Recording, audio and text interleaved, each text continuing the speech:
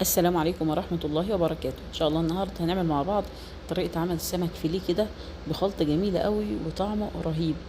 معايا هنا السمك الفيليه، أنا جبته بس أنا هقطعه بقى مكعبات، يعني مش هعمله شرايح كده اللي هو زي الفيليه أو البانيه، لا أنا هقطعه مكعبات زي ما احنا شايفين.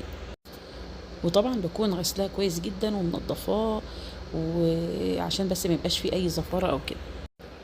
وطبعا تقدري تسيبيها برضو شرايح فيليه او مكعبات براحتك، فانا قلت يعني اجدد كده. هنبدا بقى عشان نعمل الخلطه بتاعته، الخلطه الرهيبه بتاعتنا بتاعت السمك. انا جبت هنا توم مع ملح وكمون، وشويه بابريكا صغيرين كده وكزبره، وجبت فلفل اخضر زي ما احنا شايفين، وضربتهم في الكبه كويس جدا. وما ننساش الليمون والخل، ده طبيعي معانا في اي خلطة بتخلي السمك طعمه جميل جدا.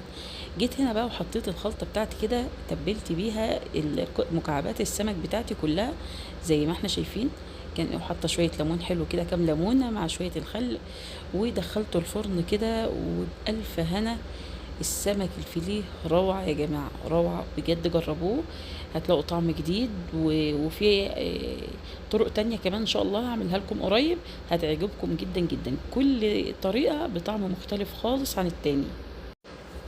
هنا خلاص بعد ما كنت طلعتها، شوفوا الجمال بقى، السمكة طرية خالص من جوه وجميلة، والريحة كانت بصراحة قلب المكان ما شاء الله.